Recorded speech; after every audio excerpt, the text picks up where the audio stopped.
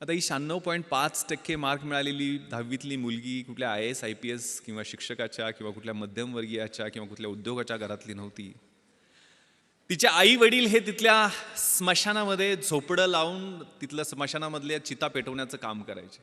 घरात लाईट सुद्धा नव्हती. दिवा कधी कधी विजला की स्मशानात चितेचा जो अग्नी असतो त्या आगीच्या उजेडात अभ्यास करून तिनं 96.5% मार्क मिळवलेले होते.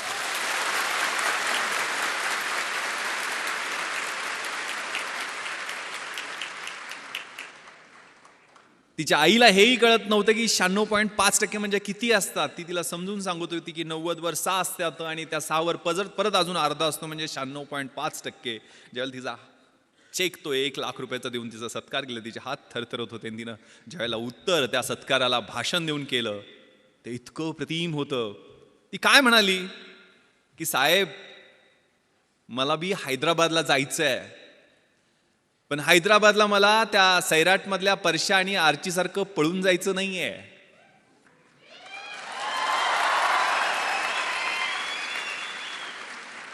मला हैदराबादला सरदार वल्लभभाई पटेल राष्ट्रीय पोलीस अकादमीमध्ये IPS प्रोबेशनर म्हणून तुमच्यासारखं ट्रेनिंग घ्यायला जायचं.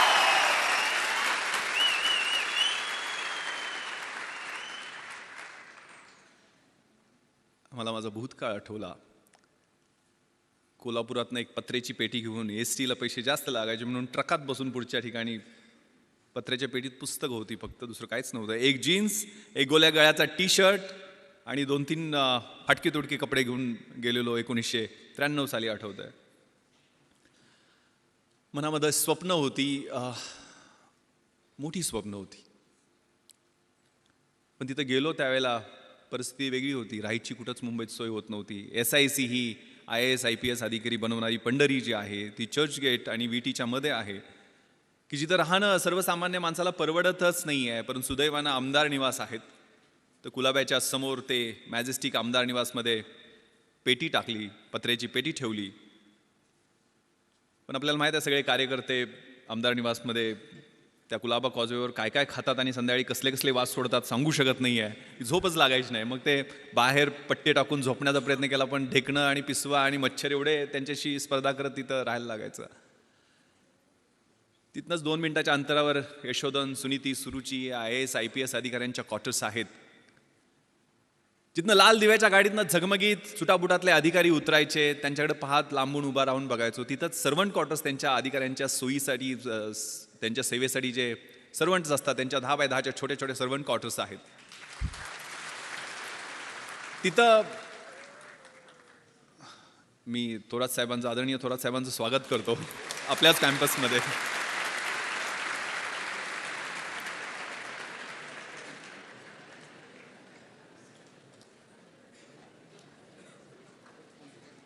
त्या 10x10च्या सर्वंट क्वार्टर्समध्ये सुद्धा त्यावेळेला राहायला सोय झाली नाही. तिथनंच 2 मिनिटाच्या अंतरावरती CCI, बॉम्बे जिमखाना असे बड्या लोकांचे क्लब आहेत की जिथनं तारेच्या कुंपणामधनं आतमध्ये पोरंही बड्या बापांची स्क्वॉश, टेनिस कसे खेळतायत ते वाटकूक बघण्याचा प्रयत्न करायचो, पण वॉचमनच्या शिव्या खायचो. तिथनंच 2 मिनिटाच्या अंतरावरती मेट्रो नावाचं थिएटर आहे की जिथं मला आठवतं त्यावेळेला 1993-94ला शाहरुख खानचा कभी हाँ कभी ना हा सिनेमा रिलीज झालेला होता. आणि शाहरुख खानला बघण्यासाठी त्या बाउन्सरच्या शिव्या खात 2 तास उभा होतो. लांबून तो काहीतरी झलक त्याची दिसली, केस वाढलेले आणि आतमध्ये जाताना. 2 मिनिटाच्या अंतरावरती ताजमहाल हॉटेल आहे की जिथं कधी स्वप्नही पाहिलं नाही की आपल्याला चहा प्यायला मिळू शकेल. कारण चहाची त्यावेळची किंमत 25 रुपये असायची आणि खिशानं कधी 10 रुपयाच्या वर राईस प्लेट खाण्याची परवानगीच दिली नव्हती. संध्याकाळच्या वेळेला त्या समुद्रकिनाऱ्यावरती सूर्यास्त होताना डोळ्यातनं अश्रू गळायचे. आपल्याला हे जमेल का? एवढं मोठं स्वप्न IAS IPS होण्याचं आपण घेऊन मुंबईला आलेलो आहे का? इथंच कुठंतरी त्या भिलाई रोडवरच्या कामगारांच्या रूममध्ये सगळे नातेवाईक तिथंच झोपायचे. एकानंतर एकाला एका बाजूला असे सगळे ओळीनं झोपलेले दिसायचे. तिथं झोपायला आणि काहीतरी काम करायला लागेल आयुष्यभरासाठी. फ्रस्ट्रेशन होतं, आगतिकता होत्या, मनात शंका होत्या, आत खूप सारे संघर्ष होते. पण एक खूप छान सुरेश भटांची कविता आहे. विझलो जरी आज मी हा माझा अंत नाही, पेटेन पुन्हा नव्याने हे सामर्थ्य नाशवंत नाही.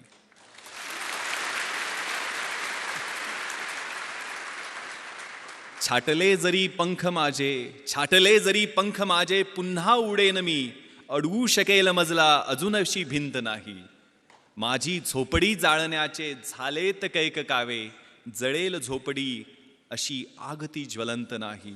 येतील वादळे खेटेल तुफान, तरी वाट चालतो मी, अडथळ्यांना भिवून अडखळणे पावलांना पसंत नाही.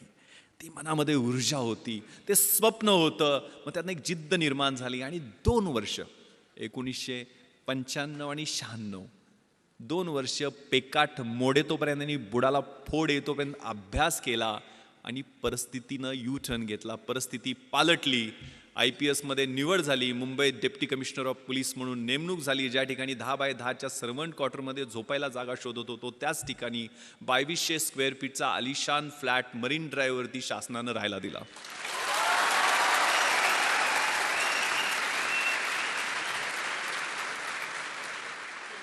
ज्या क्लबमध्ये कधी आतमध्ये काय चाललंय हे धडपडून वॉचमनच्या शिव्या खात पाहायचो, त्याच क्लबची मॅनेजमेंटची मंडळी येऊन विनंती करायला लागली की साहेब आमच्या क्लबची ऑनररी मेंबरशिप घ्या. आणि त्याच क्लबमध्ये माझी मुलं मला स्क्वॉश आणि टेनिस खेळताना दिसायला लागली. ज्या थिएटरमध्ये धडपडून फिल्मस्टार बघायला प्रयत्न करायचो 2011ला पश्चिम मुंबईचा म्हणजे बँड्रापासून जुहूपर्यंतचा जो एलिट बॉलिवूडचा एरिया आहे त्या एरियाचा ॲडिशनल पोलीस कमिशनर झालो आणि तेच फिल्मस्टार 2-2 दिवस माझी अपॉइंटमेंट घेऊन भेटायला वाट पाहायला लागले.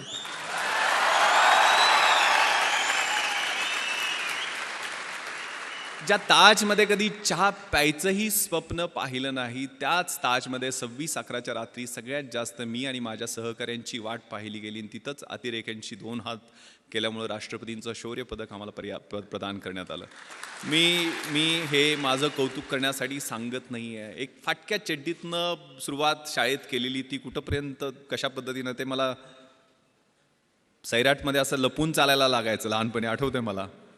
तर ती परिस्थिती कशी बदलू शकते त्यासाठी मनगटात किलिंग इन्स्टिंक्ट, लाथ मारीन तिथं पाणी काढीन ही जिद्द, हे तुमचं वय आहे. त्या वयामध्ये तुम्ही आहात, क्रुशियल वयामध्ये आहात आणि ते मग साकार करण्यासाठी काय कर. मी एकटाच नव्हतो. मी माझ्या गावातनं एकटा नव्हतो. आमच्या गावातनं ज्यावेळेला मुंबईसारख्या 1.5 कोटी लोकसंख्येच्या शहरातनं एकही मुलगा IAS, IPS आणि IFSमध्ये नव्हता. त्यावेळेला कोकरूडमधनं आमच्या छोट्याशा गावातनं आम्ही 3 जण IAS, IPS आणि IFSमध्ये सिलेक्ट झालेलो होतो. आनंद पाटील जो आता जॉईंट सेक्रेटरी आहे गव्हर्नमेंट ऑफ इंडियामध्ये, विलासराव देशमुख साहेबांकडे तो जवळजवळ 5 वर्ष PS म्हणून दिल्लीला त्यानं काम पाहिलेलं आहे. तामिळनाडू काडरमध्ये त्याची नेमणूक झाली. तो IASमध्ये सिलेक्ट झाला. मी IPSमध्ये आता पश्चिम महाराष्ट्राचा IG म्हणून काम करतोय. 2 वर्षापूर्वी मी अमेरिकेला पोस्ट ब्लास्ट इन्व्हेस्टिगेशनचं ट्रेनिंग तिथल्या गव्हर्नमेंट ऑफ USAने आम्हाला बोलवलेलं होतं. त्यांनी 26/11मध्ये चांगलं काम केलं. त्या ठिकाणी ट्रेनिंगला गेलो. त्यावेळेला न्यूयॉर्कला गेलेलो होतो. आपल्याला माहिती आहे सगळ्यात मोठं हे न्यूयॉर्क शहर आणि त्यातला सगळ्यात पॉश एरिया मॅनहॅटन. आणि मॅनहॅटनमध्ये सगळ्यात पॉश भाग म्हणजे टाइम्स स्क्वेअर. आणि टाइम्स स्क्वेअरला लागून 27व्या स्ट्रीटवरती इंडियन एम्बॅसीचं ऑफिस आहे. आणि तिथं मी त्या एम्बॅसीच्या ऑफिसमध्ये गेलो. त्यावेळेला 450-500 स्क्वेअर फीटच्या आलिशान ऑफिसमध्ये एक शेतकऱ्याचं पोरगं फर्स्ट सेक्रेटरी म्हणून त्या ऑफिसमध्ये बसलेला होता, सुगंध चौगले. सुगंध चौगले नाव घ्यायला अवघड पडतो म्हणून तो S राजाराम झालेला आहे. त्यामुळं खेड्यातला हा सुगंध. त्याच्यासाठी काय केलं होतं? दुसरं तिसरं काही केलं नाही. एकच नाव समोर ठेवलं आणि एकच मंत्र म्हणत होतो, शिवाजी, शिवाजी आणि शिवाजी.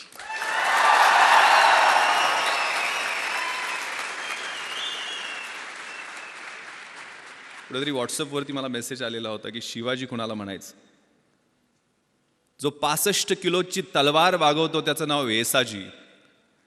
जो 2000 सैन्याशी एकटा झुंजतो त्याचं नाव बाजी. जो हात तुटला तरी शत्रूशी लढत राहतो त्याचं नाव तानाजी. जो 8 तासात घोडा दिल्लीवरून पुण्याला घेऊन येतो त्याचं नाव संताजी. जो शत्रूच्या छावणीत घुसतो आणि शत्रूच्या छावणीचा कळस कापून आणतो त्याचं नाव धनाजी. जो ढाण्या वाघाला एकटा सामोरे जातो आणि त्याला उभा फाडतो त्याचं नाव संभाजी. आणि या सगळ्यांना एकत्र घेऊन स्वराज्याचं नंदनवनाचं तोरण बांधतो त्याचं नाव शिवाजी.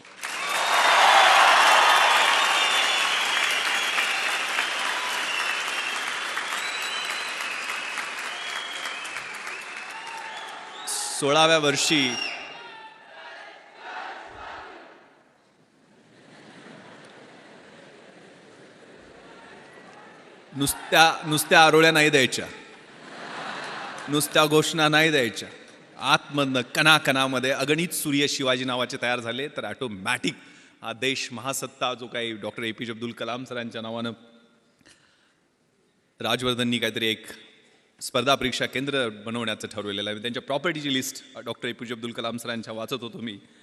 काय जाताना घेऊन गेले, ज्यांनी आम्हाला स्वप्न पाहायला शिकवलं. मंजिले उन्हीं को मिलती है जिनके सपनों में जान होती है, यूं ही पंख होने से कुछ नहीं होता, हौसलों से उड़ान होती है. तो हौसला, ती जिद्द, ती इच्छाशक्ती. त्या कलाम सरांच्या प्रॉपर्टीच्या लिस्टमध्ये होतं. त्यांच्याकडे काय होतं, 3 ट्राउझर्स, 6 शर्ट, 2 सूट, म्हणजे सूट कोट घालायचे, 2500 पुस्तकं, एक फ्लॅट होता तो पण त्यांनी सायंटिस्टच्या ज्या कम्युनिटी आहेत त्यांना डोनेट केलेला होता.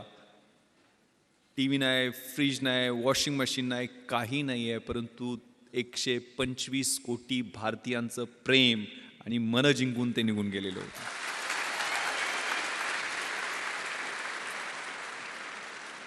त्यामुळे हा मंत्र शिवाजी शिवाजी शिवाजी का मी सांगतोय, कारण त्यांनी प्लॅन जो केला. What is planning? सगळं मॅनेजमेंट, सगळं काही शिकायचं असेल तर छत्रपती शिवरायांच्या चरित्रातनं शिकायला पाहिजे. What is planning? Deciding in advance what to do, when to do, how to do, who is suppose to do it.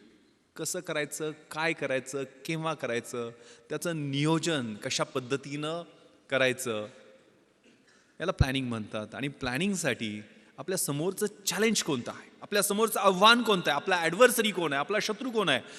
परीक्षा समोर धरा. परीक्षेला समोर धरलं आणि एक सून झू नावाचा चिनी युद्धशास्त्रज्ञ आहे, त्यानं खूप छान विश्लेषण, आर्ट ऑफ वॉर नावाचा 511 बिफोर क्राइस्ट त्यांनी ग्रंथ लिहिलेला आहे, त्याच्यात त्यांनी विश्लेषण केलेलं आहे. If you know your self, युद्धशास्त्रातलं हे तत्व आहे जे आपल्या आयुष्यामध्ये तेवढंच लागू पडतं.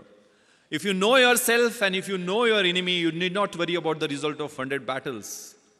तुम्हाला स्वतःबद्दल पूर्ण माहिती असेल आणि शत्रूबद्दल पूर्ण माहिती असेल तर 100च्या 100 युद्धामध्ये तुमचा विजय निश्चित आहे. पण माहिती कशा पद्धतीनं, कशा पद्धतीचं विश्लेषण, स्वॉट प्रिन्सिपल आपण वाचलेलं असतं. Strength, weaknesses, opportunities and threats.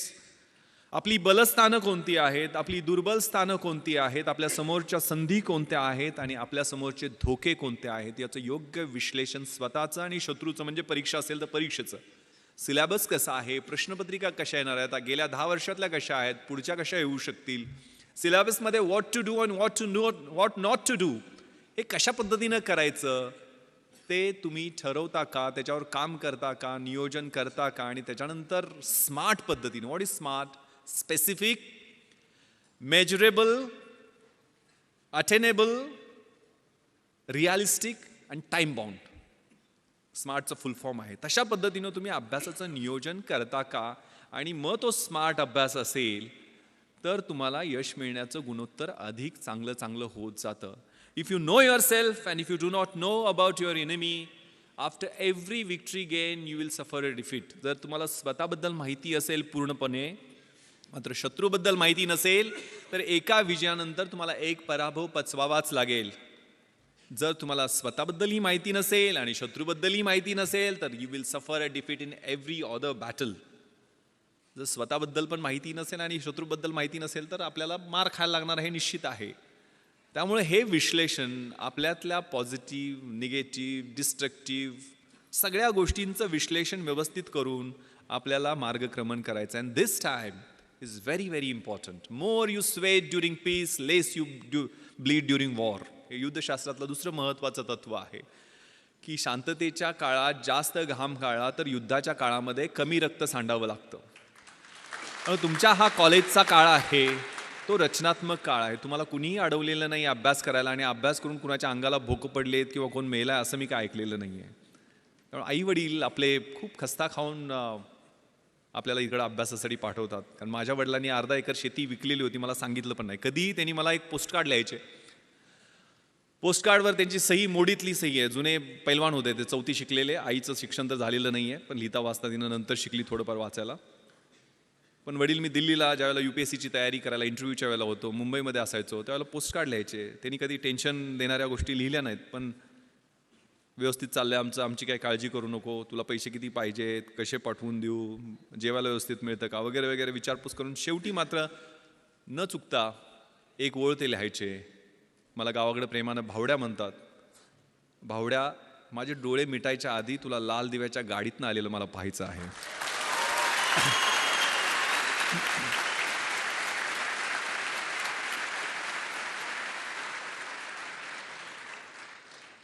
मग आग लागायची. कुठं कशी लागायची माहीत नाही, तर किडा पेटायचा. आपल्या त्या निरक्षर असो, अडाणी असो, पैलवान असो, पण माझ्या त्या बापाचं स्वप्न पूर्ण करण्यासाठी मी अभ्यास करणार. आणि मग तिथं कॉम्प्रोमाइज नाही. त्यामुळे प्लॅन केला तो. मग आनंद, मी, सुगंध एकत्र बसून आम्ही कॉलेजला असताना प्लॅन केला. तर तिघंजणं एका खेड्यातली 1800 लोकवस्तीच्या गावातनी 3 पोरं प्लॅन करू शकतात. तर तुम्हाला तिथं इतकं चांगलं इन्फ्रास्ट्रक्चर आहे, पुस्तकं आहे, मार्गदर्शक आहेत, सगळ्या गोष्टी उपलब्ध आहेत. एवढ्या सगळ्या गोष्टी असताना घोड्याला फक्त पाण्यापर्यंत आपण घेऊन जाऊ शकतो. त्याला पाणी प्यायचं की नाही हे आपण ठरवायचं आहे. त्यामुळे आपण सगळेजण निर्णय घ्यायचा आहे त्याच्या बाबतीत. त्यावेळेला तो प्लॅन केला. यश अपयश मिळत राहतं, असतं, त्रास होतो, पेन्स होतात, फ्रस्ट्रेशन येतं. जे मी तुम्हाला सांगितलं, मी मरीन ड्राईव्हवरती फिरायचो, पहिल्यांदा इंटरव्ह्यूतनं नापास झालो त्यावेळेला अजून फ्रस्ट्रेशनमध्ये गेलेलो होतो. 21व्या वर्षी मुलाखतीतनं परत आलेलो होतो. पण दुसऱ्याच वर्षी 3 पोस्टवर सिलेक्ट झालो, एक पण नाही. मी पहिल्यांदा MPSCतनं सेल्स टॅक्स इन्स्पेक्टर झालो, नंतर डेप्युटी कलेक्टर झालो आणि IPS UPSCच्या एक्झाममधनं झालो. म्हणजे 12 परीक्षा मी सलग पास होत गेलो. 1996ला 1997ला ट्रेनिंगला गेलो. आता 20 वर्ष सर्व्हिसमध्ये होत आहेत. आता 43व्या वर्षी स्पेशल IGP म्हणून काम करतो. तर त्या कशा पद्धतीनं पास होत गेलो, त्याचं नियोजन कसं होतं, ते काय ऑटोमॅटिक आलं का लक बाय चान्स होता, किंवा आमच्या तिघांचं यश एकत्र कसं काय मिळालं, तर याला एक ट्रॅप होता. When you are planning to fail when you are failing to plan you are planning to fail असं म्हटलं जातं. तुम्ही नियोजन करणं हे परत परत रिपीट करतो की तुम्हाला काय करायचं आहे ते आत्ता ठरवा. म्हणजे IAS IPS ह्या पूर्ण मिळून 150 पोस्ट असतात. IAS IPS आणि IFS सगळ्यात मिळून साधारण 900-950 पोस्ट वेगवेगळ्या 26 अलाइड सर्व्हिसेसमधल्या धरल्या तरी असतात. त्या काय सगळी मिळून येणार नाही आहेत. पण तुम्हाला ज्या क्षेत्रामध्ये जायचं आहे त्याच्यात कशा पद्धतीनं गोल्स आहेत, त्याला कशा पद्धतीनं तयारी करावी लागेल. पुस्तकं मिळणं प्रॉब्लेम होता. कशी मिळवणार पुस्तकं. मी मोठ्या म्हणजे पश्चिम महाराष्ट्रात मी युद्ध पातळीवर प्रयत्न करून यावेळेला 33,000 गणपती मंडळांना DJ आणि डॉल्बी लावू दिले नाहीत. 100% आम्ही यश मिळवलं की डॉल्बी पूर्ण बंद गणपती मंडळ. कारण मी गणपतीच्या आशीर्वादानं IPS मध्ये सिलेक्शन झालं माझं. त्याचं रिझन मी सांगतो.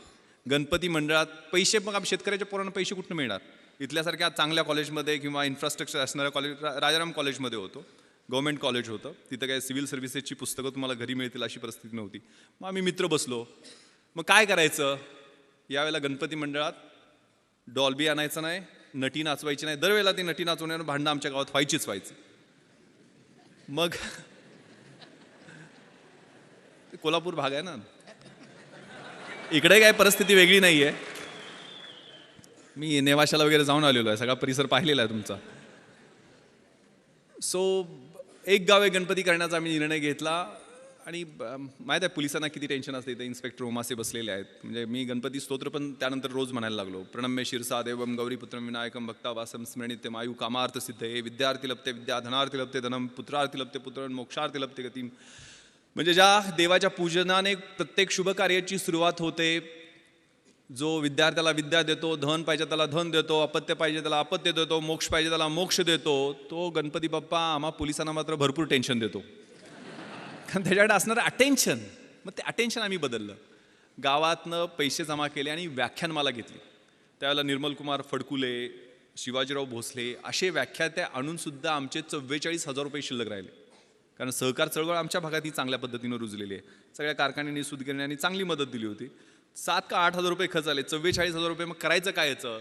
तर गाववाल्यांनी वेगवेगळे प्रस्ताव दिले. कोणी म्हटलं तालीम बांधूयात, कोणी व्यायामशाळा करूयात, कोणी म्हटलं ॲम्ब्युलन्स गावात आणूया, त्याच्यासाठी अजून पैसे जमा करू.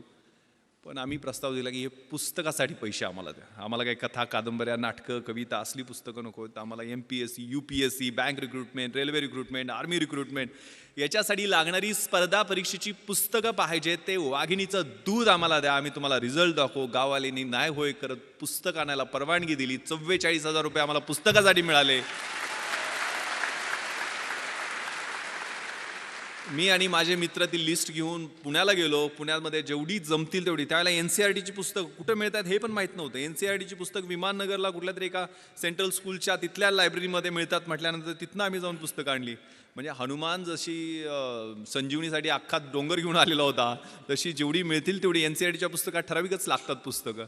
या परीक्षेसाठी व्हॉट नॉट टू डू हे खूप महत्त्वाचं असतं. ते नियोजन, कॉमन सेन्स, परीक्षेची तयारी, म्हणजे हे UPSCसाठी मी बोलत असलो तरी तुम्ही ह्या रेग्युलर गोष्टी तुमच्या रोजच्या जीवनामध्ये सवयी लावून घ्या. कारण अभ्यासाची शैली माझ्या अंगभूत मी करण्याचा प्रयत्न केला होता. मी मोटरसायकलचा नंबर दिसला तरी त्या 786 असेल तर 786 झाली. जगाच्या इतिहासात काय झालं, महाराष्ट्राच्या इतिहासात काय झालं, भारताच्या इतिहासात काय झालं ते आठवायचा प्रयत्न करायचो. डायरी प्रत्येक पानावर माझ्या छोटी डायरी होती त्या ठोकळ्यात, कारण मी इतिहासच माझा ऑप्शनल सब्जेक्ट होता. मी कुठलेही म्हणजे CSR एक माझ्याकडे असायचं नेहमी, जे नेहमी जाताना कुठेही वाचायचो. मी अगदी ॲन्युअल ट्रेनिंग कॅम्पला रुकडीला गेलेलो होतो कोल्हापूरच्या जवळ. 5 महाराष्ट्र बटालियन NCCC सर्टिफिकेट मी केलेलं आहे. शेवटच्या वर्षी ज्यावेळेला कॅम्प होता त्यावेळेला CSR घेऊन गेलेलो होतो आणि तिथं मग वक्तृत्व स्पर्धा जाहीर झाल्या, इलोकेशन कॉम्पिटिशन. मग त्याच्यात मी पार्टिसिपेशन केलं. इंग्लिश आणि हिंदीच, NCC असल्यामुळे 2च ऑप्शन होते. हिंदी काय जमायचं नाही. इंग्लिश पाठांतर खूप चांगलं होतं पण अर्थ काही कळायचं नाही. एक CSRचा मॅगझिन होतं माझ्याकडे आणि त्यात नॅशनल इंटिग्रेशनचा निबंध होता. इकडेही विषय नॅशनल इंटिग्रेशन, पण तो निबंध देशात पहिला आलेल्या मुलाचा होता आणि तो निबंध मी काहीही कळत नसताना जसाच्या तसा पाठ केला आणि मी पहिला नंबर काढला. म्हणजे अजूनही मला तो निबंध आठवतोय. नॅशनल इंटिग्रेशनवरती जो होता, the strength of the nation lies not in its loud claims and moth directive principles of the state policy but in the spirit of service and that of the complete dedication of one's both body and soul to the cause of unity and integrity of the nation. आता महत्त्वाचं सांगतो, मी deputy collector उपजिल्हाधिकारी म्हणून जे selection झालं त्यावेळेला मला फक्त इंग्रजीमध्ये 100 पैकी 92 मार्क मिळाले होते म्हणून झालेलं होतं. हे 92 मी मराठी माध्यमाचा, माझं ॲव्हरेज इंग्लिश होतं, पण माझं ग्रामर आणि रायटिंगमधलं इंग्लिश बोलताना मी UPSCची मुलाखतसुद्धा मी मराठीतून दिलेली आहे. पण तिथं मी काय केलं, मी पेपर फोडला नव्हता. 92 मार्क मला कसे पडले, कारण त्यावेळेला 40 मार्काला एसे असतो. आता मी कुठला निबंध पाठ केला होता, नॅशनल इंटिग्रेशनचा, आणि इथं मला निबंध कुठला आलेला होता, if I wear a prime minister, मी पंतप्रधान झालो तर. आता मी कसे बदल केले त्यातले, म्हणजे मी मगाशी आता भाषणात सांगितलं नॅशनल इंटिग्रेशनमध्ये कसं होतं, the strength of the nation lies not in its loud claims and mouth watering directive principles of the state policy. इकडे कसं गेलं, the strength of the nation lies not in prime ministers loud claims and he is mouth watering. पुढे असं होतं, however with every salute and cheers to our grand and mighty past we cannot but admit that our present is afflicting, sometimes it is horrifying, sometimes frustrating.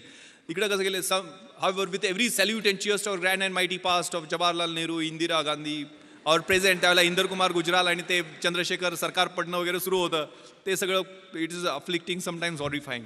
असे व्यवस्थितपणे feeling the blanks केले आणि व्यवस्थितपणे paper तो लिहिला आणि 92 mark मिळाले आणि मी डेप्युटी कलेक्टर होऊ शकलो. हा प्रयोग माझ्या मित्रानं केला आणि त्याला 37 मार्क फक्त पडले. त्यामुळं हा प्रत्येकाचा इंडिव्हिज्युअल अप्रोच असतो, प्रत्येकाच्या अभ्यासाची शैली ही वेगळी असते. माझी दुसरं कारण, मी डेप्युटी कलेक्टर होण्याचं माझा समाजशास्त्र विषय मी घेतलेला होता. कधी घेतला, ज्यावेळेला MPSC प्रिलिम्सचा रिझल्ट लागला आणि मी पास झालो आहे आणि 1.5 महिन्यांनी MPSCची मुख्य परीक्षा आहे हे माहीत झाल्यानंतर मी समाजशास्त्र विषय घेतला. कारण मराठी लिटरेचर माझा दुसरा ऑप्शनल सब्जेक्ट UPSCच्या अभ्यासासाठी, IAS IPSच्या तयारीसाठी मराठी साहित्य होता. पण MPSCमध्ये मराठी साहित्याचा चांगला स्कोअर होत नाही आहे, त्यामुळे मला माझ्या मित्रांनी सांगितलं की तो विषय घेऊ नको. मग मी समाजशास्त्र विषय घेतला. समाजशास्त्राचं, सोशॉलॉजीचं स्पेलिंग सोडून मला काहीही माहीत नव्हतं. मी बाजारात गेलो, सगळ्यात छोटं पुस्तक असेल ते निवडलं आणि ते 175 पानाचं पुस्तक घेऊन आलो. आणि माझा एक मित्र संजय देशमुख, जो MPhil इन सोशॉलॉजी झालेला होता, त्याला म्हटलं मला जरा मार्गदर्शन कर रे, माझं 7 दिवस मी देऊ शकतो या विषयाला, मला समाजशास्त्र विषयात चांगले मार्क्स पाडायचे आहेत. तोही मेन्सला होता. तो 3 ठोकळे त्यानं मोठे मोठे काढले आणि जवळजवळ 350-400 डेफिनेशन्स इंग्लिशमध्ये त्याला पाठ होत्या. आणि असं टेन्शन दिलं की म्हटलं आता आपण गळ्यात दगड बांधलेला आहे आणि उडी मारलेली आहे आणि 100% बुडणार. मात्र ते 7 दिवस त्या पुस्तकाबरोबर मी अभ्यास केला, म्हणजे रोमॅन्स केला, लिटरली कॉन्सेप्ट समजून घेतले.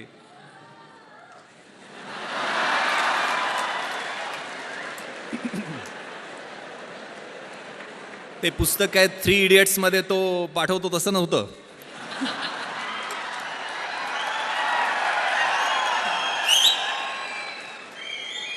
आणि तुम्हाला विश्वास बसणार नाही, माझं मार्कशीट तुम्हाला मी दाखवेल. ज्यावेळेला रिझल्ट लागला, जो एम फिल इन सोशॉलॉजी होता संजय देशमुख, त्या माझ्या मित्राला 200 पैकी 80 मार्क पडले, म्हणजे 40% मार्क मिळाले. त्या ठिकाणी 8 दिवस रोमॅन्स करून 8 दिवसच अभ्यास करून मला 200 पैकी 160 म्हणजे 80% मार्क मिळाले.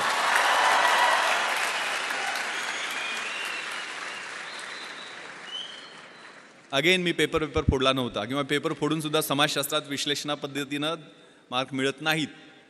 काय केलं मी? Common sense. रोजच्या जीवनशैलीमध्ये आपलं जे निरीक्षण असतं, आपलं ऑब्झर्वेशन असतं, ते खूप महत्त्वाचं आहे. प्रश्न काय होता समाजशास्त्रात? बलुतेदारी सिस्टमबद्दल प्रश्न होता. तर बलुतेदारी सिस्टम मला पुस्तकात वाचायची गरज काय आहे? माझा खेड्यात जन्म झाला आहे, ते 12 बलुतेदार, 18 बलुतेदार, तो शेतकरी, त्यांच्यात असणारी बार्टर सिस्टम, रोजचं ऑब्झर्वेशन आहे. आणि माझ्या विश्लेषणात्मक पद्धतीने मी इंडिपेंडंट त्याचं ॲनालिसिस केलं, कुठलंही बॅकग्राऊंड नसताना. कारण या परीक्षा म्हणजे तुमच्यातल्या ऑफिसर लाईक क्वालिटीज या पाहत असतात, चेक करत असतात. त्यामुळं या बलुतेदारी सिस्टममध्ये परफेक्ट मी विश्लेषण करून त्याचं उत्तर लिहिलं. दुसरा प्रश्न होता काय? सेक्युलरिझम, धर्मनिरपेक्षतावाद. धर्मनिरपेक्षतावाद मला सोशॉलॉजीच्या अँगलनं माहीत नव्हता, पण मला सेक्युलरिझम हे इतिहासाच्या अँगलनं खूप चांगलं माहीत होतं. कारण युरोपमध्ये 30 इयर्स वॉर झाला, त्यात ट्रिटी ऑफ ट्रॉस्की झाली, त्यातनं सेक्युलर म्हणजे प्रोटेस्टंट अँड कॅथलिक्समध्ये वॉर झालं, त्यातनं ह्या कॉन्सेप्टचा उदय झालेला आहे. त्यामुळे त्याचं रिलेव्हन्स आपल्या देशाच्या दृष्टीने कितपत आहे, टॉलरन्स आणि सेक्युलरिझमचं कम्पॅरिझन, हे इतकं चांगल्या पद्धतीने मी जगाच्या इतिहासाच्या अनुषंगानं लिहिलं की इतरांपेक्षा वेगळं उत्तर झालं. Winners don't do different things, they do the things differently, असं काहीतरी म्हणतात. आणि मला एवढे मार्क मिळाले. त्यामुळं आपला जो ध्यास आहे, म्हणजे ज्ञानाचा ध्यास, अभ्यासाचा ध्यास, हे खूप छान संस्कृत सुभाषित मला माझ्या शिक्षकांनी, 7वीला माझं संस्कृत होतं, मी शाळेला गेलो त्यावेळेला, विद्वत्वंच नृपत्वंच नैवम तुल्य कदाचन स्वदेशे पूज्यते राजा विद्वान सर्वत्र पूज्यते. विद्वत्तेची आणि राजसत्तेची ही तुलना कधीही होऊ शकत नाही आहे. कारण राजाची त्याच्या स्वतःच्या राज्यामध्ये पूजा होत असते, परंतु विद्वानाची पूजा ही पूर्ण जगामध्ये होत असते. त्यामुळे अभ्यासाचा ध्यास ठेवायचा आहे. मी IPSमध्ये सिलेक्शन झालं त्यावेळेला माझं क्वालिफिकेशन होतं BA इतिहास, शिवाजी विद्यापीठ कोल्हापूर, मराठी माध्यम. पण मी त्यानंतर IPS झाल्यानंतर तिथं ट्रेनिंगला असताना हैदराबादला masters in police management Osmania युनिव्हर्सिटीमधनं he masters degree घेतली. परत आल्यानंतर मी MA एक्सटर्नल मुंबई विद्यापीठातनं माझं हिस्ट्रीमध्ये कंप्लीट केलं. त्यानंतर मी लातूरला आणि नांदेडला SP असताना तिथनं मी LLB माझं कंप्लीट केलं. आणि गेल्या वर्षी मी मराठवाडा विद्यापीठातनं बाबासाहेब आंबेडकर मराठवाडा विद्यापीठामधून LLMचं फर्स्ट इयर तिथं फर्स्ट येऊन कंप्लीट केलं. आता सेकंड इयरला मला ॲडमिशन घेता आली नाही आहे, कारण 1 वर्षात माझी ट्रान्सफर झाली. शिकत राहायचं, गोल सेट करायचे, स्वतःतली जी काही फिजिकल, मेंटल आणि आतली इंटलेक्च्युअल कपॅसिटी आहे ते वाढवत राहणं. माझ्या आयुष्यात मी 150 गोल सेट केलेले आहेत. मी आज म्हणजे माननीय थोरात साहेबांनी एवढा आग्रह केला, मी अँटीबायोटिक्सवर आहे. कारण मी माझ्या मुलीनं मला सांगितलं की तुम्ही सगळं, तिला पाहण्याची हौस आहे. म्हणजे ती म्हटली की मला ते जगातल्या गोष्टी दाखवणं, मला पार्लमेंट दाखवा, मला प्रेसिडेंट हाऊस जिथं doctor APJ Abdul Kalam sir बसायचे त्या हाऊसमध्ये घेऊन चला. म्हणून मी दिल्लीला तिला सगळ्या गोष्टी, सगळे फोर्ट तिला दाखवले, जोधपूरला घेऊन गेलो, जैसलमेरला घेऊन गेलो, बॉर्डर दाखवली, माझं बॅचमेट तिथं BSFमध्ये IG असल्यामुळं. आणि म्हणजे तिला मी APJ अब्दुल कलाम सरांना भेटायला गेलो त्यावेळेला तिला ऑटोग्राफ देताना तिने विचारलं, येस व्हॉट्स युअर नेम बेटा? ती म्हटली Janhavi. Okay Janhavi, do you want to become IPS officer like your father? तर ती म्हणाली, no sir, I want to become doctor APJ Abdul Kalam.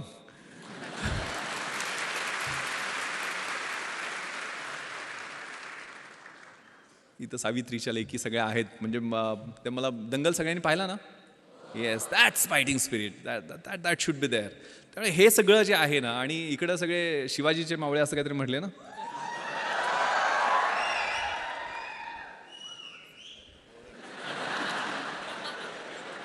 पहिल्यांदा कळालं शिवाजीचे मावळे शिट्ट्या पण घालत होते. हे खूप छान सुभाषित अगेन मला आठवतं शिक्षकांनी शिकवलेलं. यौवनम धनसंपत्ती प्रभुत्वम विवेकिता एकैकपम अनर्थाय किमु यत्र चतुष्टम. याचा अर्थ असा आहे, यौवन म्हणजे तारुण्य, धनसंपत्ती म्हणजे पैसे, धनसत्ता, प्रभुत्व म्हणजे सत्ता, आणि अविवेक यातली एक एक गोष्ट तुमची वाट लावायला पुरेशी असते. आणि या सगळ्या 4 गोष्टी एकत्र आल्या तर तुमची कशी वाट लागेल याचा विचार करा.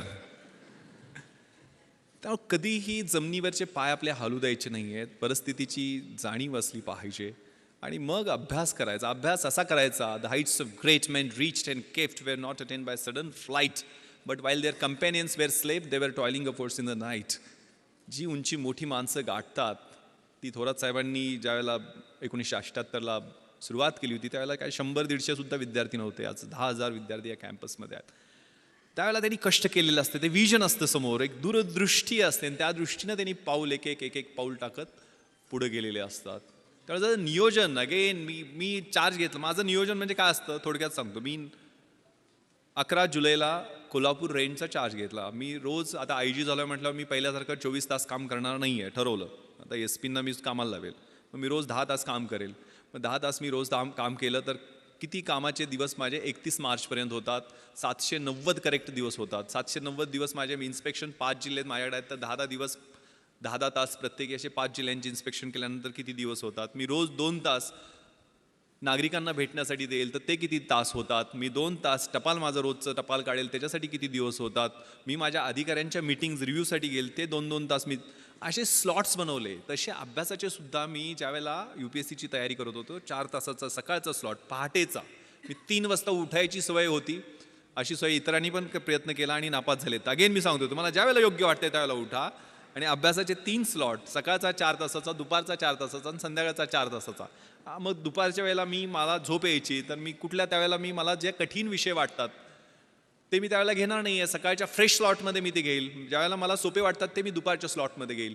अभ्यासात सुद्धा 1 तास वरचा ग्राफ वाढत जातो, नंतर 2 तास स्टेबल राहतो आणि तिसऱ्या वेळेला खाली येतो. तर सायंटिफिकली मी अभ्यासाचं नियोजन तशा पद्धतीनं करेल. मी जास्तीत जास्त लिहील. माझी उत्तरं इतरांपेक्षा कशी वेगळी राहतील, कारण 5 उत्तरं 60-60 मार्कांची UPSCच्या 300 मार्कांच्या प्रश्नासाठी लिहावी लागतात. एक एसेचा पेपर असतो 3 तास बसून एकाच विषयावर 200 मार्कांचा एसे लिहावा लागतो. मग 3 तास एका विषयावर लिहायला किती आपल्याला अभ्यास असला पाहिजे किंवा किती ज्ञान असलं पाहिजे किंवा किती पद्धतीचं आपलं जजमेंट असलं पाहिजे, त्याचा लॉजिकल फ्लो कसा असला पाहिजे याची तयारी. कारण 2000 मार्कांची ती परीक्षा म्हणजे आतून बाहेरून किस काढते. तुमच्यातलं काही राहत नाही आहे. त्यातल्या सगळ्या गोष्टी 2 ऑप्शनल सब्जेक्ट्स, आता पॅटर्न कंप्लीट बदललेला आहे. त्यामुळे माझ्या वेळेच्या 2 ऑप्शनल सब्जेक्ट्स, 2 जनरल स्टडीजचे 300-300 मार्कांचे पेपर्स, एक एसेचा 200 मार्कांचा पेपर आणि मुलाखत शेवटी. असं व्यवस्थित फ्लो म्हणजे प्रिलिमिनरी एक्झामिनेशनमध्ये 5-6 लाख मुलं बसतात. त्यात 900 सगळे असतात. मग ते पहिल्या टप्प्यातनं निघून 50,000 येतात. मग 50,000 मुलांची साधारण मेन एक्झामिनेशन ही 2000 मार्कांची, आता 1750 मार्काची होते ती मेन एक्झामिनेशन. त्यातनं मग 300 मार्कांचा इंटरव्ह्यू, आता तो 250 मार्कांचा 275 मार्कांचा आहे. तर तो 3 टप्प्यातनं मग मेन एक्झामिनेशनमध्ये साधारण 2000 मुलं निघतात आणि म्हणजे पोस्ट असतील त्याच्यात 2.5% टाइम्स. तर त्यातनं मग 750-800 फायनल लिस्टमध्ये येतात. त्यातले टॉपचे एक 70-80 IAS होतात. नंतरचे IPS किंवा IFS मध्ये प्रिफर करतात आपल्या प्रेफरन्सप्रमाणे, बॉडी पॅरामीटर्सप्रमाणे. नंतर IRS, रेल्वे सर्व्हिसेस, असे वेगवेगळे प्रेफरन्स. त्याचा प्लॅन, मग त्यातले काडरमध्ये नेमणूक होणं हे अजून सोन्याहून पिवळं. तर ह्या सगळ्या गोष्टी, त्याचं नियोजन त्या कॉलेजच्या असताना त्यावेळेला सुरुवात केलेली होती. ती आपल्याला ज्या क्षेत्रामध्ये जायचं आहे त्याची पूर्ण माहिती करून घेणं आणि त्याच्याप्रमाणे नियोजन करणं. आज तर नेटवर तुम्हाला A to Z सगळ्या गोष्टी उपलब्ध आहेत. मात्र आपली मुलं, मी आता एक सर्वे वाचत होतो, जगातला सर्वे येतो, 20,000 तास आजकाल 16 वर्षापर्यंत मुलं नेटवरती आहेत. सर त्या 20,000 तासामध्ये ते साधारण 15,000 मर्डर, 12,000 रेप आणि अप्रॉक्सिमेटली 1,00,000 पोर्नोग्राफिक क्लिप पाहत आहेत. आणि याच्यामुळं ऑटोमॅटिक वेपन्सचा वापर, ड्रग्सचा वापर, एड्स, चाकूसुऱ्यांचा वापर शाळांमध्ये वाढलेला आहे. पण आपण कशा पद्धतीनं त्या व्हॉट्सअप किंवा सोशल मीडियावरती कुठल्या संगतीमध्ये आहे. कारण मी 3 रेव पार्ट्यावरती रेड केलेले आहेत. मी पुण्याची इकडं तुम्हाला माहीत असेल, पण मुंबईमध्ये ओकूड हॉटेलमध्ये क्रिकेटचे IPL प्लेयर्स वगैरे पकडले होते म्हणून खूप गदारोळ झालेला होता मुंबईमध्ये. खूप मला मोठ्या लीडिंग न्यूजपेपरनी 5 प्रश्न विचारले, मोठमोठी आर्टिकल्स लिहायच्या, नाईट लाईफवर तू हल्ला करणारा कोण वगैरे वगैरे.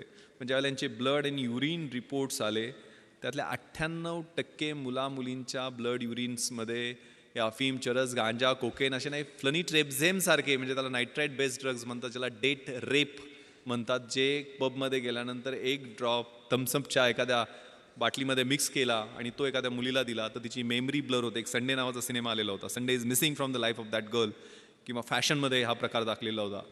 म्हणजे डेट रेप, डेटवर घेऊन जायचं आणि रेप करायचं, सकाळपर्यंत तिचं आयुष्य उद्ध्वस्त झालेलं असतं.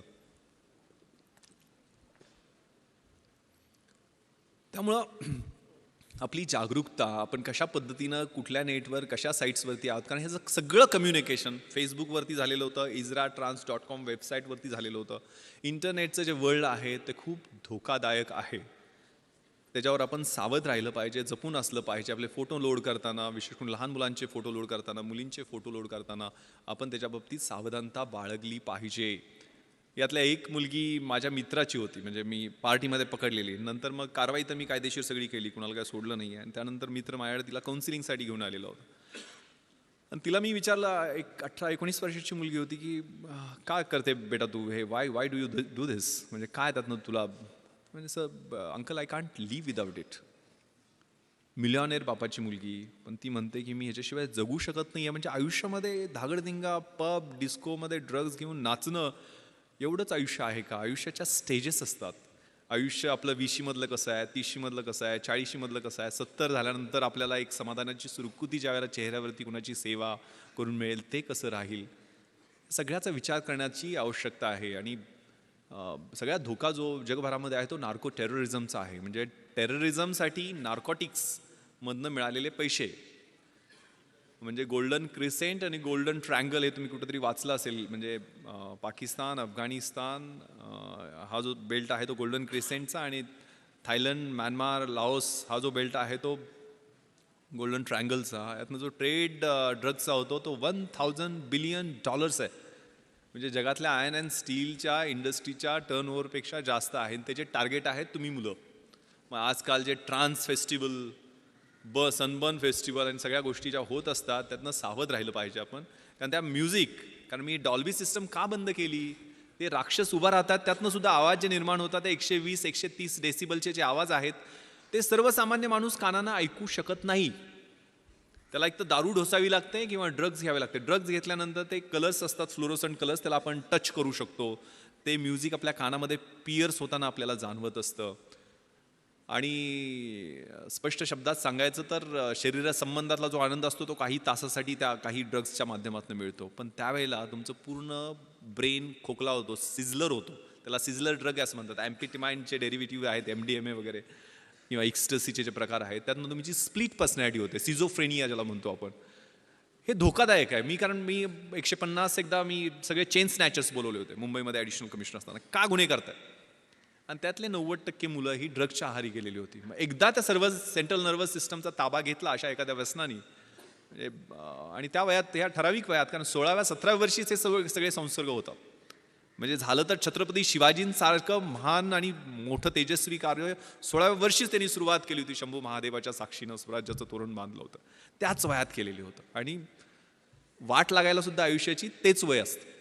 चांगला संसर्ग असेल तर चांगला संसर्ग त्याच वयामध्ये होतो, आणि वाईट सवयी लागल्या तर त्या निघत नाही, ते त्याच वयामध्ये होतात. पण तुमच्या आयुष्याचं सोनं करायचं आहे की माती करायची आहे? कारण हे वयच असं आहे की त्यावेळेला चकाकणारी गोष्ट, प्रत्येक गोष्ट ही सोन्यासारखी वाटत असते. ती कदाचित अणुकुचीदार काच असू शकते. ती काच कधी लागेल, त्याची कधी जखम होईल, ती जखम कधी चिघळेल, आणि तिचं कधी गँग्रीन होईल, आणि कधी आयुष्य उद्ध्वस्त होईल हे कळत नाही आहे. Trust your self. तुम्हाला काय करायचं हे पहिल्यांदा जाणून घ्या. हे खूप छान प्रार्थना आहे परमेश्वराची. God grand me the सिरिनिटी to accept the things which I cannot change, courage to change the things which I can, and wisdom to know the difference. परमेश्वरा, ज्या गोष्टी मी बदलू शकतो ते बदलण्याचं मला धैर्य दे, ज्या बदलू शकत नाही आहे ते स्वीकारण्याचं मला सामर्थ्य दे, आणि ज्या बदलू शकतो आणि ज्या बदलू शकत नाही आहे त्या दोन्हीमधला फरक ओळखण्याचं शहाणपण दे. ते शहाणपण खूप महत्त्वाचं आहे. शेवटचा प्रश्न मला लेफ्टनंट जनरल सुरेंद्रनाथनी विचारलेला होता की विश्वास इस दुनिया में तुम क्यों आए हो. माझं मराठी माध्यम होतं, पण हिंदी, मराठी, इंग्लिश जसं जमेल तसं. कारण आयुष्यामध्ये 5 गोष्टी महत्त्वाच्या आहेत. स्वतःवर विश्वास ठेवणं, नकारात्मक गोष्टीपासून किंवा नकारात्मक माणसापासून स्वतःला दूर ठेवणं, don't afraid to get fail. नापास अपयशी होण्याला न घाबरणं, स्वतःची झाकलेली मूठ 1.25 लाखाची ती सोडून देणं आणि इन्फिरियरिटी कॉम्प्लेक्स फेकून देणं. वर्क लाईक हेल. म्हणजे ज्यावेळेला पेन व्हायला लागते ना, ज्यावेळेला वेदना व्हायला लागते, ते मोहम्मद अलीचं कुठेतरी वाक्य मी वाचलेलं होतं की तू किती पुशअप्स काढतोस. म्हणजे मी पुशअप्स मोजतच नाही. ज्यावेळेला माझ्या वेदना सुरू होतात त्यावेळेला मी मोजायला सुरुवात करतो. त्यावेळेला pens. The winning horse doesn't know why it runs. It runs due to beats and pains.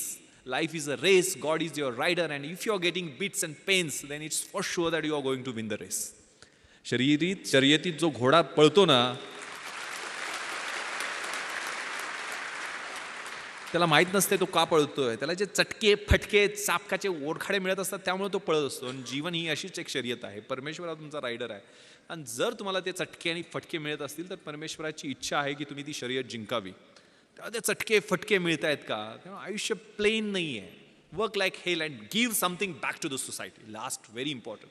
आपण कशासाठी आहे, काय आहे आणि आपण काय द्यायचं. जगातली 3 सगळ्यात सुंदर क्रियापद आहेत. To love, to help and to serve.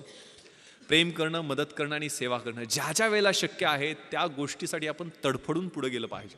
त्यातनं जे समाधान मिळतं ते आपल्या सेल्फिश मोटिव्ह किंवा मटेरियलिस्टिक किंवा भौतिक गोष्टीमधनं मिळत नाही. मी जी मुलाखतीत मला शेवटचा प्रश्न विचारला होता की विश्वास इस दुनिया में क्यों आहे, गोंधळून टाकणारा प्रश्न होता. UPSCचे त्यावेळेचे चेअरमन त्यांनी हा प्रश्न विचारलेला होता. मी तर स्वतःचं कर्तृत्व नाही, आई वडील मला घेऊन आले दुनियेमध्ये. पण मी त्यावेळेला त्यांना एक कविता मला आवडते सर, कदाचित ती माझ्या आयुष्याचं उद्दिष्ट मी ठरू शकेल. आणि ती कविता मी नेहमी म्हणून दाखवतो. Very meaningful poem, the poem of La Mancha. युद्धातल्या सैनिकाची ती कविता आहे. To dream the impossible dream. जे अशक्य आहे ते स्वप्न मला पाहायचं आहे. टू फाईट द अनबीटेबल फो.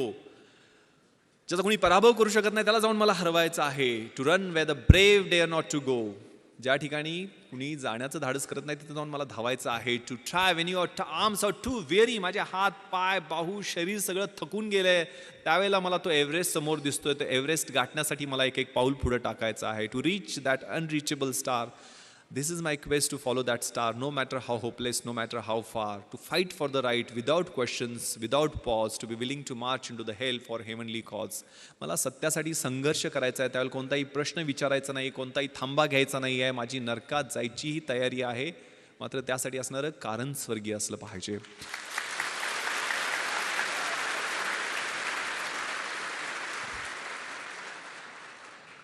That cause. त्या कवितेतल्या पुढच्या ओळी आहेत. I will be true to that glorious quest.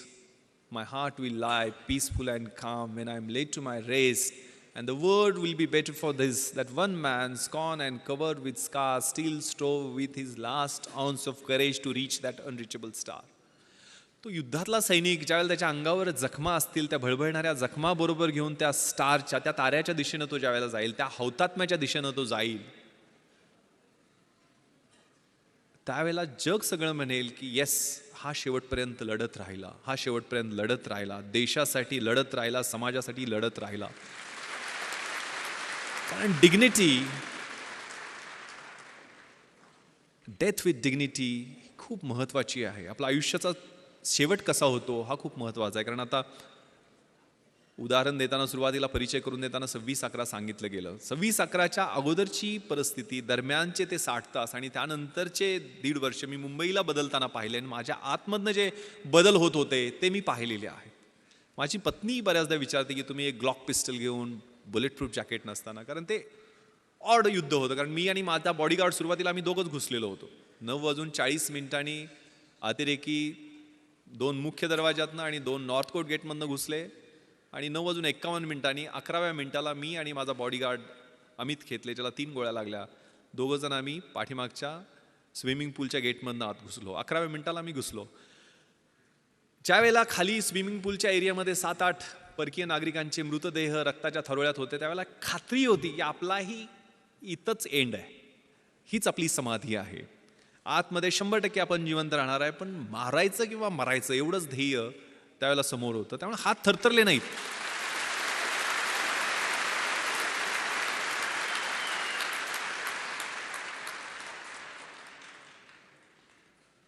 एक खूप छान शेर कुठेतरी ऐकलेला होता की दुनिया में मिल जाएंगे आशिक कही, मगर वतन जैसा खूबसूरत सनम नहीं होगा.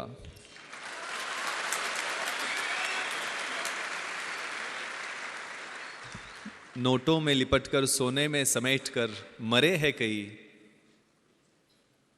मगर तिरंगे जैसा खूबसूरत कफन नहीं होगा.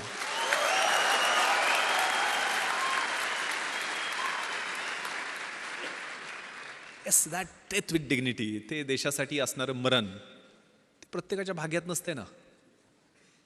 कुठेतरी हार्ट अटॅकनं मरेल, ॲक्सिडेंट मरेल, कुठेतरी काहीतरी मरेल.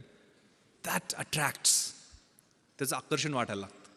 ती स्पर्धा करताना वेगळी मजा असते. कारण ज्यावेळेला आतमध्ये क्रिस्टल हॉलच्या बाहेर 3 पाठमोरे अतिरेकी, म्हणजे त्यांच्याकडं प्रत्येकाकडं एक AK-47, 6 डबल मॅगझिन, म्हणजे एका मॅगझिनमध्ये 30 गोळ्या असतात, 550-650 AK-47चे राऊंड, एक ॲडिशनल पिस्टल, त्याचे 60 ते 100पर्यंत राऊंड, 25 ग्रेनेड प्रत्येकडे. एक ग्रेनेड ब्लास्ट केला तर 25 मीटरच्या परिघातला माणूस मेला तरी पाहिजे किंवा जखमी झाला पाहिजे. आणि प्लॅस्टिकच्या बॅगमध्ये 8 किलोचा RDXचा बॉम्ब, म्हणजे आपण जो पाहिला डोममध्ये, प्रत्येकाकडे एक. आणि असे 4 होते आणि आम्ही 2 जण होतो. माझ्याकडे ग्लॉक पिस्टल होती, जी कम्पॅरेटिव्हली चांगलं वेपन आहे. 18 गोळ्यांचे 2 मॅगझिन्स ग्लॉक पिस्टलमध्ये असतात आणि माझ्या बॉडीगार्डकडे साधी पिस्टल होती. म्हणजे तरी पण आम्ही एकदा ट्रिगर ओढला तर आमची एकच गोळी बाहेर पडणार आणि त्यांनी एकदा ट्रिगर ओढला तर 30 गोळ्या बाहेर पडणार, असा तो फरक होता. म्हणजे ज्यावेळेला क्रिस्टल हॉलच्या मध्ये लग्न सुरू होतं आणि त्याच्या बाहेर हे 3 पाठमोरी अतिरेकी सुनील कुडियादी, तिथला सिक्युरिटी चीफनं दाखवले आणि तिथं फ्रॅक्शन ऑफ सेकंड न गवतात बॅटल कॉम्पिटिशनवर त्यांच्यावरती आम्ही फायरिंग करू शकलो, की ज्यात एक जखमी झाला आणि तिथनं ते पळाले, म्हणून तिथल्या हॉलमधल्या लग्नात अडकलेल्या लोकांचे जीव वाचले. ते क्रुशियल होतं. त्यावेळेला तो बाहेर गोंधळ अडकलो असतो, मला कोणी प्रश्न विचारले नसते, कारण माझ्या बुलेट प्रूफ जॅकेट नव्हतं, ॲडिशनल मॅन पॉवर येण्याची वाट पाहणं स्वाभाविक होतं. ज्या आतमधनं जो कॉल होता, कॉल फॉर द ड्युटी, कारण पहिल्यांदा ह्या फायरिंग नंतर 11 वाजून 7 मिनिटापर्यंत एकही राऊंड फायर झालेला नाही. म्हणजे 1 तास 5 मिनिटं एकही राऊंड ताजमध्ये फायर झालेला नाही. आम्ही सगळे मजले चेक केले साऊथ विंगचे.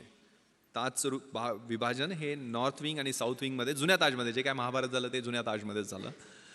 तर नॉर्थ विंगमध्ये ते पळून गेले आणि आम्ही साऊथ विंग चेक करून खाली आलो. 11 वाजून 7 मिनिटांनी मात्र 2 ग्रेनेड ब्लास्ट त्यांनी केले, ज्यात शँडिलियर तुटून खाली आलं. आणि गेटवरती मी गेलो तर 2 मिसरूडनं फुटलेली 2 पोरं माझ्यासमोर अजून आली मदतीसाठी. SRPतले हे जवान समाधान मोरे आणि राहुल शिंदे.